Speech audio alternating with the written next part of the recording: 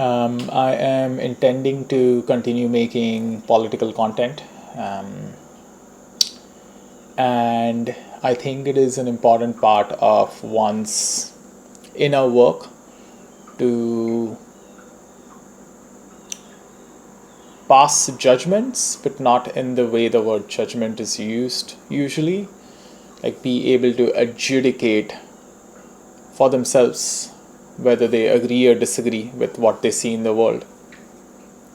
And this tendency to disconnect from political conversations, shy away from difficult subjects, in my view, is just a manifestation of the numbing that many humans carry, that it is so painful for them to engage that they prefer to disconnect and numb out.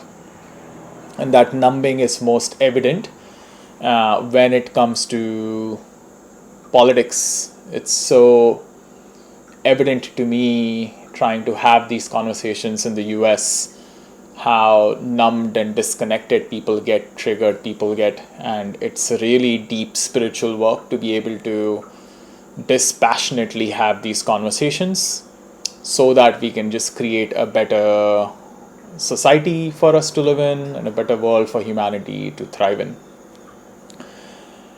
And so my plan was to just go through the political agenda points that either candidate is presenting, and I'm only going to focus on Donald Trump and Kamala Harris.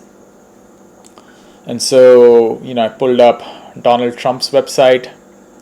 There's a little bit of like fear mongering that you see right here. They're not after me, they're after you. I'm just standing in the way. I think this kind of fear mongering is a common part of both politicians' strategy. Like the Democrats keep talking about how democracy will come to an end if Donald Trump gets elected, and I have some thoughts on that which I'll share later.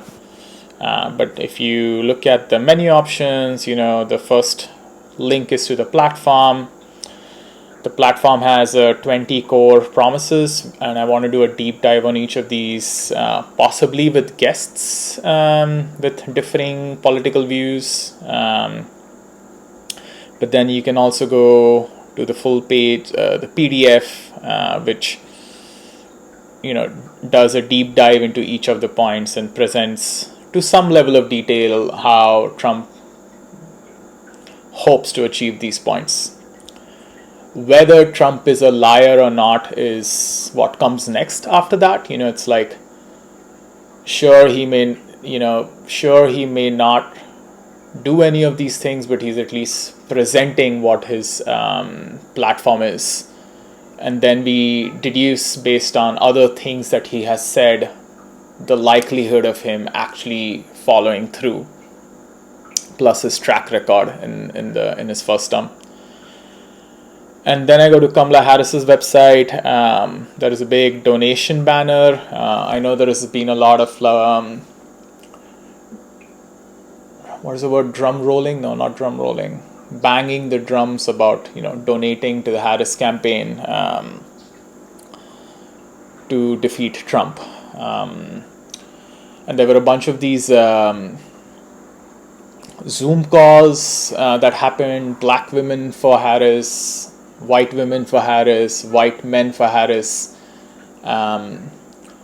And my personal response to looking at these like segregated identity-based Zoom call was just complete utter disgust. I find that like absolutely disgusting, this kind of leading with one's racial identity. I'm going to do a breakdown on how I think this is just like further creating divisions just based on my direct experiencing living in a pretty white town and noticing how poisonous it is to look at someone and immediately associate them with their race as like the very first marker of who they are.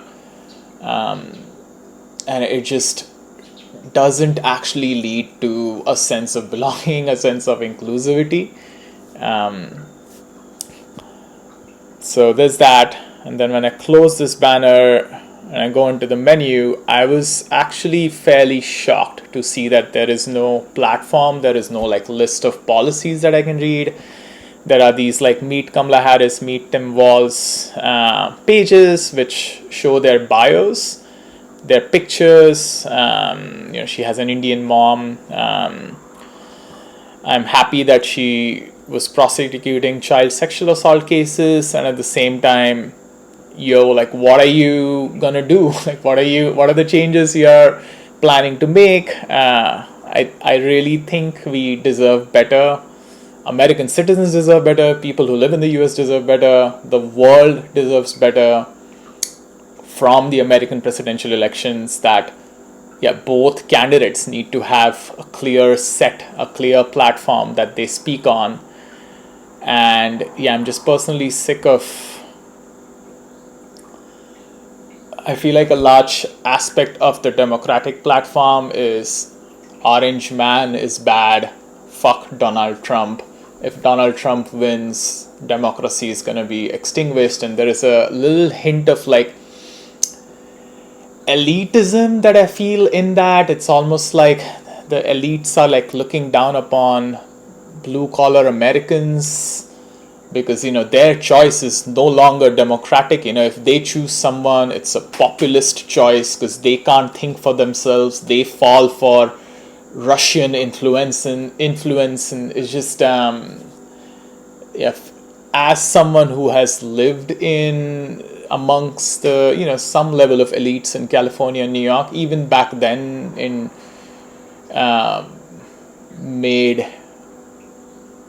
2017, 2018, when I was quite firmly I'm gonna just close this, quite firmly against Trump. I was not open to hearing anything he had to say. It still felt icky to me, this kind of elitist looking down upon blue collar people, like calling their choices like non-democratic or something. So I'm really hoping that the Democratic Party can present a platform that can be compared and contrasted.